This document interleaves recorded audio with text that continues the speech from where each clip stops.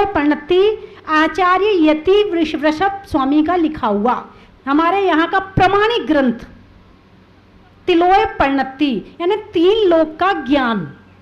उसमें जो ऊर्ध्वलोक का वर्णन जब आएगा तो सबसे पहले इनका ही वर्णन आएगा, उसके आगे ही स्वर्ग है।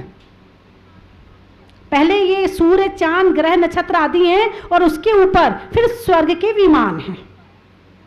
तो इस तरह से अब इनसे हमें दिन रात बनता है। सूरज निकल गया दिन बन गया, सूरज ढल गया रात बन गई। कभी ग्रहण पड़ जाता है, सूर्य ग्रहण पड़ जाता है, कभी चंद्र ग्रहण पड़ जाता है। और सूर्य ग्रहण कब किस तारीख को कितने बजे पड़ेगा, जो बड़े बड़े ज्योतिषी हैं उनने निकाल के अपने वहाँ पे लिख के रख लिया है। ये कैसे निकाला, ये भी एक गणित है। क्या है? एक गणित है। किस बच्चे का जन्म किस नक्षत्र में हुआ है, यदि कोई अच्छा ज्योतिषी हो तो उसकी जन्म पत्री देखकर उसके माता पिता के विषय में बता सकता है, उसके भाई बहन के विषय में बता सकता है, कितने भाई होंगे कितने बहन होंगे। ये आगे जाके कोई अच्छा पढ़ने वाला हो, अज्ञानी ना हो कि उसने 4 किताबें पढ़ी और जो ज्योतिषी बन के बैठ गया, ऐसा नहीं। सही जानने वाला हो तो वास्तव में सारी चीज बता सकता है। पहले अवधि ज्ञान होता था, निमित्त ज्ञान होता था, लेकिन अब क्या होता है, ज्योतिष ज्ञान रह गया है और वो भी जानने वाले कम रह गए हैं। इसलिए बहुत लोगों को अविश्वास भी होता है। ज्योतिष भी भगवान की वाणी है। मैंने क्या कहा? ज्योतिष भी भगवान महावीर की वाणी है। कभी अपने मुंह से ये शब्द मत कह देना कि ज्योतिष झूठा है। तुम नहीं जानते हो ये कहो कि मैं नहीं जानता हूं, मैंने कभी पढ़ा नहीं है, मैंने कभी जानकारी प्राप्त नहीं करी है, मुझे नहीं पता कि वो क्या है, लेकिन मैं ये नहीं कहूंगा कि मैं मानता नहीं हूं या वो झूठा है। अपने मुंह से कभी इस बात को मत कह देना, क्योंकि ऐसा कहने पर भगवान महावीर की वाणी को झूठा कहने का पाप लग जाएगा। अब प्रैक्टिकल जिसने नहीं किया है, शायद मैंने तो बहुत सारे, कई बार चर्चा होती, आते पंडित जी वगैरह आते रहते, चर्चा होती है तो उससे पता चलता कि नहीं एक बहुत बड़ी विद्या है, बहुत बड़ा ज्ञान है। कोई घुसे तो सही, एक व्यक्ति एक जीवन में एक ही दिशा में जा पाता है, चाहे तो वो ज्योतिष में चला जाए, चाहे तो वो हस्तरेखा में चला जाए, चाहे तो वो अपने व्यापार में चला जाए, चाहे तो वो फैक्ट्री चलाने में चला जाए, चाहे तो वो अपनी घर गृहस्थी में चला जाए। इससे ज़्यादा नहीं सोच पाता है, जबकि ज्ञान अथाह है, सागर के समान है। इतना है कि एक जन्म नहीं कई जन्म भी निकल जाएं तो ज्ञान खत्म होने वाला नहीं है। हम नहीं जानते हैं, ये बात अलग है। अब एक नई चीज और बताऊं आपको, बादलों का भी एक बहुत बड़ा विज्ञान है। आपने बादल देखे ना, कभी उसके विषय में सोचा? मैंने किताब पढ़ी है बादलों के विज्ञान की। बादलों का एक विज्ञान है कि छितरे छितरे से बादल होते हैं तो क्या होता है, घने घने बादल हो तो क्या होता है, सफेद बादल हो तो क्या होता है, काले बादल हो तो क्या होता है। बिल्कुल पूरा विज्ञान है उसका भी। और उसके साथ में बादलों के साथ में यदि ईशान दिशा में बिजली चमके तो कितने दिन बाद बारिश होगी, पूर्व दिशा में चमके तो कितने दिन, ये भी विज्ञान है। हम नहीं जानते इसका मतलब नहीं कि विज्ञान है नहीं, वो झूठा हो गया। बस ये कहो कि हम जानते नहीं है। एक बादलों का भी विज्ञान है। हर तरह के, आपका शरीर है, आपकी नाक है, आंख है, रोज देखते हो आप, रोज देखते अपने आईना में, रोज शक्ल देखते हो, लेकिन कभी पढ़ा नहीं अपने चेहरे को। चेहरों को पढ़ने का भी एक विज्ञान है। नाक ऐसी हो तो इसका स्वभाव ऐसा होगा, आंख ऐसी हो तो इसका स्वभाव ऐसा होगा, कान ऐसे हो तो इसका स्वभाव ऐसा होगा। बालों का विज्ञान है, और क्या बताऊं आपको, बालों का, जो सिर में बाल है ना, इसका भी विज्ञान है। बाल नरम है तो स्वभाव कैसा होगा, मोटे हैं तो कैसा होगा, पतले हैं तो कैसा होगा। और छोड़ो, यदि कोई ऐसी सीधी कंघी करता है तो इसका क्या मतलब है, टेढ़ी मांग निकालता है तो इसका सारा विज्ञान है। हम नहीं जानते तो इसका मतलब ये नहीं, बहुत कुछ है किताबों में, हमारे पास फुर्सत ही नहीं है जानने की। हम तो कहते सब चीज छोड़ो, एक आत्मा को जान लो, बस सबको जान लिया आपने, उसको तो जानो कम से कम। दुनिया भर को नहीं जान पा रहे, अपनी आत्मा को तो जानो। हमारे पास तो किसी चीज के लिए समय नहीं है, ना आत्मा के लिए, ना परमात्मा के लिए, और ना किसी विज्ञान के लिए। हम तो ऐसे ही ठीक है, खाओ पियो मस्त रहो। अरे कौन फालतू चक्कर में फंसे, किताबों के चक्कर में कौन माथा पच्ची करे, अपना ऐसे ही समय कट जाता है निंदा बुराई चुगली करके। तो ज्योतिष एक विज्ञान है। अब उसमें शनि अमावस का क्या महत्व है? अब ऐसा कहते कि नहीं कि शांति विधान पूर्णमासी को करना चाहिए, कहते कि नहीं कहते? कहते हैं कि शांति विधान हर पूर्णमासी को करो, शुभ समय है, अच्छा समय है, और अच्छे समय में किया हुआ काम अच्छा फल देता है। जैसे अच्छी भूमि में अच्छा बीज डाला जाए तो उत्तम फल की प्राप्ति होती है, ऐसे अच्छे समय में शुभ काम किए जाते हैं तो फल भी उत्तम मिलता है। अब आप कहोगे अमावस्या तो कोई अच्छा समय है क्या? बिल्कुल अच्छा समय है। बताऊं कैसे? अमावस्या काली, शनि काला, और हमारे प्रभु का रंग भी काला। यदि आप गणित जानते हो तो माइनस माइनस प्लस होता है, होता कि नहीं होता है?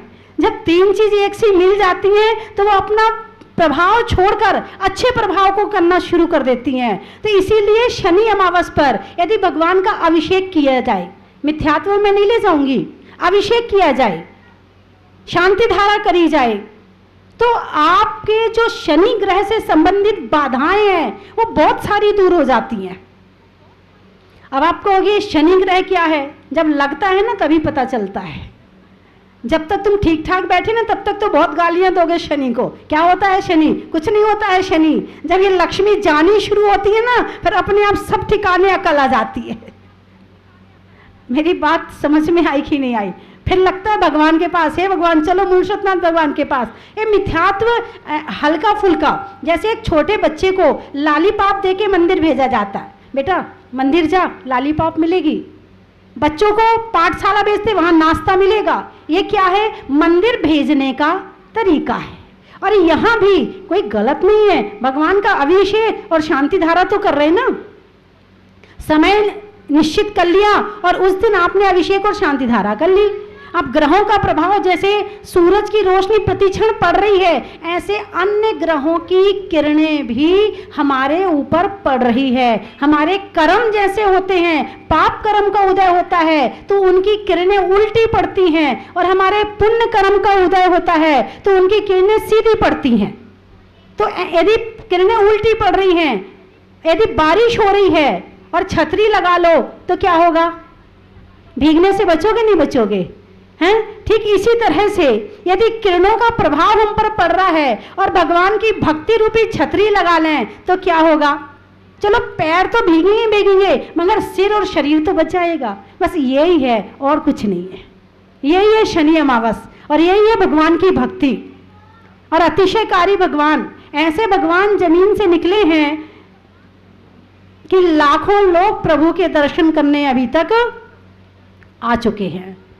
और आज भी दमोह से आए हुए हैं, केसरिया जी से आए हुए हैं, जयपुर से आए हैं और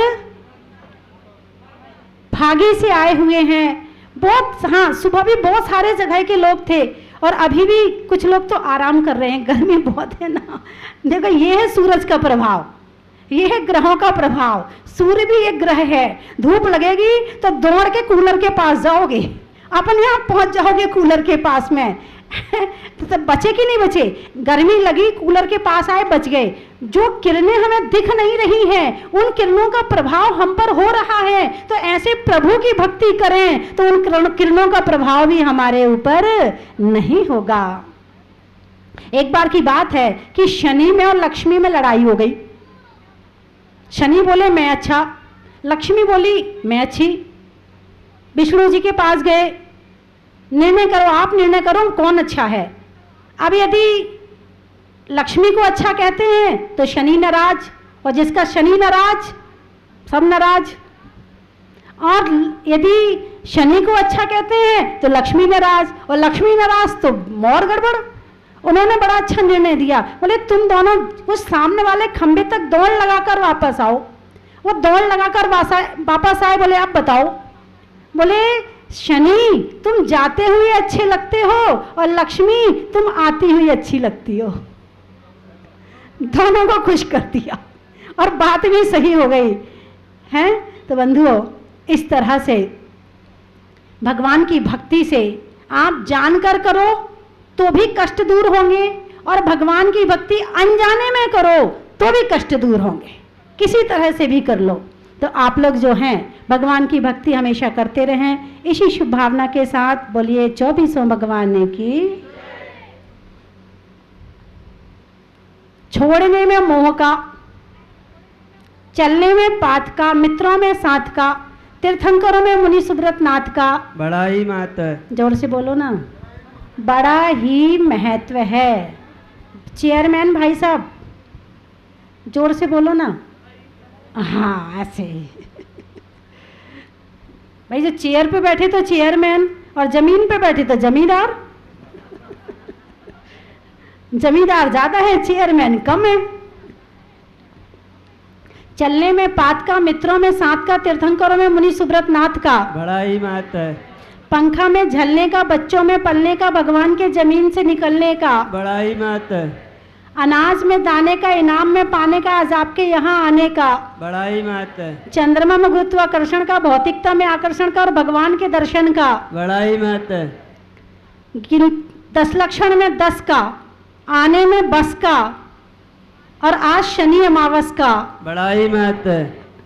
हिंदी में मात्रा का, स्कूल में छात्रा का, आज आपकी जहाजपुर की यात्रा का बड़ा ही महत्व है। गाने में आरोह अवरोह का, छोड़ने में मोह का और आने वालों में दमोह का बड़ा ही महत्व है। गाने में सुर का, नृत्य में नूपुर का और आने वालों में जयपुर का बड़ा ही महत्व है। नहीं होने में रागी का, भगवान बीत रागी का और आने वालों में फागी का बड़ा ही महत्व है। हो गए सारे। केसरिया जी वाले बचे। रोटी में घी का, हरियाणा में जी का और आने वालों में केसरिया जी का बड़ा ही महत्व है। सागर से भी आए क्या? पानी के लिए गागर का और गागर में सागर का और आने वालों में सागर का बड़ा ही महत्व है। बस हो गए सारे। कोटा से भी आए। बच्चों में टाटा का, फूल में कांटा का और आने वालों में कोटा का बड़ा ही महत्व है। पथरिया से भी आए हैं। अच्छा, देखने में नजरिया का, देखने में नजरिया का, गांव में धरिया का और आने वालों में पथरिया का बड़ा ही महत्व है। दुनिया जूनिया, अच्छा, दिवाली में दिया का, नामों में रिया का और आने वालों में दुनिया का बड़ा ही महत्व है। जूनिया का। हो गए सारे। बोलिए 24वें भगवान ने की। धर्म स्नेही बंधुओं, कुछ चर्चा ध्यान पर करते हैं। ध्यान होता है या नहीं होता है? ध्यान होता है, प्रतिक्षण होता है। सबसे पहले इसके 2 भेद करते हैं, शुभ ध्यान और अशुभ ध्यान।